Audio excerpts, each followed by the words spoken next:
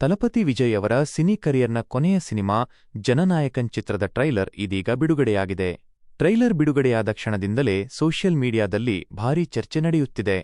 ಕೆಲವರು ಈ ಸಿನಿಮಾ ತೆಲುಗಿನ ಭಗವಂತ್ ಕೇಸರಿ ಚಿತ್ರದ ರೀಮೇಕ್ ಆಗಿರಬಹುದು ಎಂದು ಹೇಳುತ್ತಿದ್ದಾರೆ.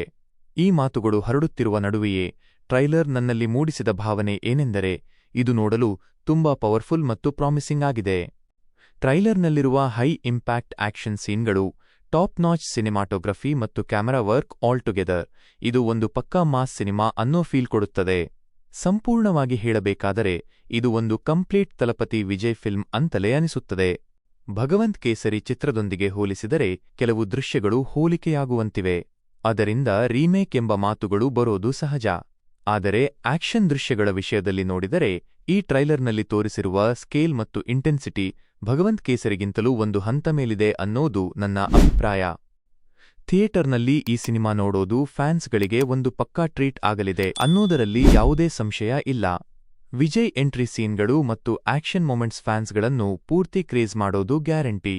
ಇದಕ್ಕಿಂತಲೂ ಮುಖ್ಯವಾಗಿ ಟ್ರೈಲರ್ನಲ್ಲಿ ತಂದೆ ಮತ್ತು ಮಗಳ ನಡುವಿನ ಎಮೋಷನಲ್ ಬಾಂಡ್ ಸ್ಪಷ್ಟವಾಗಿ ಕಾಣಿಸುತ್ತದೆ. ತನ್ನ ಮಗಳಿಗಾಗಿ ಒಬ್ಬ ತಂದೆ ಹೋರಾಡುವ ಕಥಾನಕ ಈ ಸಿನಿಮಾಕ್ಕೆ ಒಂದು ಸ್ಟ್ರಾಂಗ್ ಎಮೋಷನಲ್ ಲೇಯರ್ ನೀಡುತ್ತದೆ. ಈ ಸಿನಿಮಾದಲ್ಲಿ ದೊಡ್ಡ ದೊಡ್ಡ ಸ್ಟಾರ್ಗಳು ಇದ್ದಾರೆ.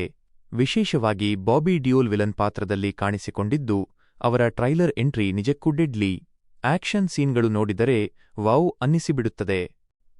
ಟ್ರೈಲರ್ನಲ್ಲಿ ಕೆಲವು ರಾಜಕೀಯ ನ್ಯಾರೇಷನ್ ಕೂಡ ಕಾಣಿಸುತ್ತಿದ್ದು ಅದು ಕಥೆಗೆ ಇನ್ನಷ್ಟು ತೂಕ ನೀಡುವಂತೆ ಇದೆ.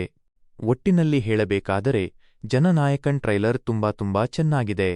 ಇದು ಸಂಪೂರ್ಣವಾಗಿ ಆಕ್ಷನ್ ಓರಿಯೆಂಟೆಡ್, ಮಾಸ್ ಮತ್ತು ಎಮೋಷನ್ ಮಿಕ್ಸ್ ಇರುವ ಸಿನಿಮಾ ಅನ್ನೋದು ಸ್ಪಷ್ಟ. ಇದು ನನ್ನ ಟ್ರೈಲರ್ ಮೇಲಿನ ಅಭಿಪ್ರಾಯ. ನೀವು ಈ ಟ್ರೈಲರ್ ಬಗ್ಗೆ ಏನು ಅನಿಸಿಕೆ ಹೊಂದಿದ್ದೀರಿ? ಕಮೆಂಟ್ ಸೆಕ್ಷನ್ನಲ್ಲಿ ತಿಳಿಸಿ. ಈ ವಿಡಿಯೋ ನಿಮಗೆ ಇಷ್ಟವಾದರೆ ಲೈಕ್ ಮಾಡಿ, ಶೇರ್ ಮಾಡಿ ಮತ್ತು ನಮ್ಮ ಯೂಟ್ಯೂಬ್ ಚಾನೆಲ್ಗೆ ಸಬ್ಸ್ಕ್ರೈಬ್ ಮಾಡಿಕೊಳ್ಳಿ.